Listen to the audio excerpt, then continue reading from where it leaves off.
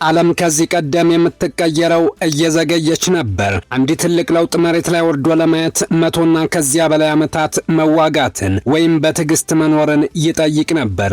ዛሬ ግን ያ ዘመን አብቅቷል።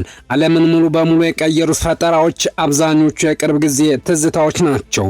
መጀመሪያ የሰውን ልጅ የመንቀሳቀስ አድማስ ያሰፋው የተሽከርካሪ ፈጠራ፣ ከዚያም የእውቀት ብርሃንን የፈነጠቀው የህትመት ቴክኖሎጂ፣ ቀጥሎም የጦር ሜዳ ውሎን የገለበጠው የባሩድ ፈጠራ፣ በተለይም ከኢንዱስትሪ አብዮት በኋላ በአውሮፓ የተቀጣጠለው ቴክኖሎጂ አሁን ላይ ዓለምን በየዓመቱ አይደለም በየቀኑ ወደማይታመን ፍጥነትና ለውጥ እየከተታት ይገኛል። ይህ ቴክኖሎጂ የሰውን ልጅን የማድረግ አቅም ከሰማይ በላይ ሰቅሎታል።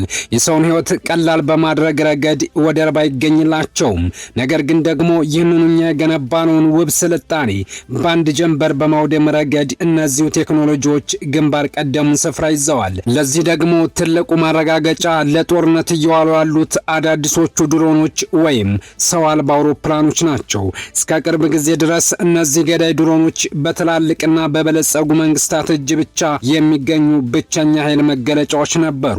አሁን ላይ ግን ሁኔታዎች በሚያስደነግጥ ፍጥነት ተቀይረዋል። ትናንሽ ሸማቂና አማጺ ቡድኖች፣ የሽብር ስብስቦች ሳይቀሩ እነዚህን መሳሪያዎች በቀላሉ እጃቸው ውስጥ እያስገቡ ይገኛሉ።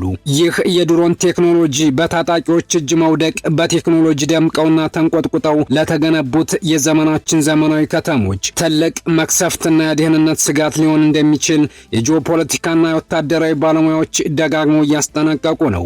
ሩቅ መመልከት አያስፈልግም። ይህ አሳሳቢ ጉዳይ ቀጥታ የኛንም ሀገር የኢትዮጵያን ወቅታዊ ሰላምና ደህንነት ሁኔታ ይመለከታል። ለመሆኑ ይህ የቴክኖሎጂ መርገም በሀገራችን ላይ ምን አይነት ጥላ ሊያሳርፍ ይችላል? እኛስ ምን ያህል ተዘጋጅተናል? ዝርዝር ጉዳዩን ይዘንላችሁ እንቀርባለን። እስከ መጨረሻው ድረስ አብራችሁን ቆዩ። ግጭት ጥንትም ነበር፣ ዛሬም አለ። ጦርነት ትናንት የነበረ ዛሬም የዓለምን ገጽታ እያናወጠ ያለና ወደፊትም ሙሉ በሙሉ ይወገዳል ተብሎ የማይታመን የሰው ልጅ ታሪክ አካል ነው። በተለይም በአፍሪካ ምድር በትጥቅ ትግል የተደገፉ የኃይል አማራጮች የበርካታ ሀገራትን ሰላምና መዋቅር እየፈተኑ ይገኛሉ። ሀገራችን ኢትዮጵያን ጨምሮ በሀገሪቱ የሚንቀሳቀሱ በርካታ ታጣቂ ቡድኖች ቢኖሩም የሚነሱበት ዓላማና የሚከተሉት ርዕዮተ ዓለም ግን እርስ በርሱ ይለያያል። በኢትዮጵያ ውስጥ የሚንቀሳቀሱት ታጣቂ ቡድኖችን ስንመለከት በአብዛኛው መሰረታቸውን የፖለቲካ ጥያቄዎችና ትግሎች ያደረጉ መሆናቸውን እንገነዘባለን። የኦነግ ሸኔና የፋኖ ኃይሎች በሀገሪቱ የተለያዩ አካባቢዎች ከመንግስት የጸጥታ ኃይሎች ጋር ወደ ግጭት የገቡት እነዚህ ኃይሎች ዋነኛ መነሻቸው የፖለቲካ ስልጣን፣ የማንነትና የሰብአዊ መብት ጥያቄዎች እንዲሁም የፖለቲካ ውክልና ጉዳዮች ናቸው። እነዚህ ቡድኖች በአብዛኛው የሚንቀሳቀሱት በቀላል የነፍስ ወከፍ መሳሪያዎች ሲሆን አልፎ አልፎም የቡድን መሳሪያዎችን በመጠቀም ከመንግስት መደበኛ ጦር ጋር የደፈጣ ውጊያ ያደርጋሉ።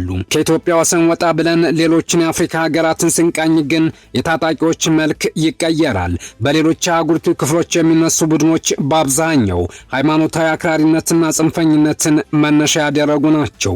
በምስራቅ አፍሪካ ቀጠና ትልቅ የጸጥታ ስጋት የሆነው አልሸባብ ከሶማሊያ መንግስትና ከአፍሪካ ህብረት የሰላም አስከባሪ ጦር ጋር ለዓመታት ሲፋለም ቆይቷል። የዚህ ቡድን መነሻ የፖለቲካ አስተዳደር ጥያቄ ብቻ ሳይሆን ጠንካራ የሃይማኖት ርዕዮተ ዓለም ጭምር ነው። እነዚህ በአፍሪካ ምድር የሚንቀሳቀሱ ታጣቂ ቡድኖች የትግል ዓላማቸው ቢለያይም በታጠቁት የመሳሪያ አይነትና በውጊያ ስልታቸው ላይ ተመሳሳይነት ይታይባቸዋል። የኢትዮጵያም ሆነ የጠቅላላ አፍሪካ ምድር ዕጣ ፈንታ ዘላቂ ሰላም ሊሆን የሚችለው የጦር መሳሪያን ድምፅ በሐሳብ የበላይነት መተካት ሲቻል ብቻ ነው። ታጣቂዎች የያዙት የነፍስ ወከፍ መሳሪያ ለጊዜው የመደራደሪያ አቅም ሊመስል ቢችልም የሀገርን ህልውናና የወደፊት ትውልድን ግን እያረደ እንደሚቀጥል ግልጽ ነው። ከመሳሪያ ጩኸት በስተጀርባ ያለው የህዝብ ሰላም ፍላጎት የነገው አፍሪካ ትልቁ የቤት ስራ ነው። አሁን ግን እየወጡ ያሉ መረጃዎች የሚያመለክቱት እነዚህ ቡድኖች ድሮን እየታጠቁ መሆኑ ነው። ድሮን በቀላሉ የሚመረት እየሆነ መምጣቱና ዋጋውን በተመሳሳይ ለሁሉም የሚመች በመሆኑ በነፍስ ወከፍ መሳሪያ ብቻ ፍልሚያ ያደርጉ የነበሩ ቡድኖች ድሮን እየታጠቁ ይገኛሉ። ይህ ደግሞ በዋነኛነት የሚጎዳው ከተሞችን ሲሆን ትልልቅ ከተሞች የመውደም ስጋት ውስጥ ገብተዋል እየተባለ ነው። ኢትዮጵያ ውስጥ ያሉ ቡድኖች ለውጊያ የሚውሉ ድሮን ስለመታጠቃቸው የሚያረጋግጥ ማስረጃ የለም። ሆኖም ግን ወደፊት ቴክኖሎጂውን የመታጠቅ እድል ሊኖራቸው ይችላል። ምክንያቱም ድሮን አይደለም በቡድኖች በግለሰቦች እጅ ጭምር እየገባ በመሆኑ ነው። አሁን ላይ በተለይ አሸባሪ ተብለው የተፈረጁ ቡድኖች ድሮን እየታጠቁ መሆኑን መረጃዎች ያመለክታሉ። በአፍሪካ ቢያንስ ከ6 ያላነሱ የሽብር ቡድኖች የድሮን መሳሪያ መታጠቃቸው ይነገራል። ጃማት ሙስራት አልኢስላም ዋል ሙስሊም የተባለው በማሊያ በቶጎና በቡርኪና ፋሶ ተደጋጋሚ የድሮን ጥቃት የሚያደርስ የሽብር ቡድን በቀዳሚነት ተጠቅሷል። ኢስላሚክ ስቴት ኢን ዌስት አፍሪካ ፕሮቪንስ ሌላው ድሮን የታጠቀ ኃይል መሆኑ ተነግሯል።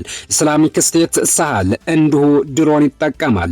በናይጄሪያ የሚታወቀው ቦኮ ሃራም የሽብር ቡድንም ቢሆን በድሮን ዘመቻ በማካሄድ ስሙ ይነሳል።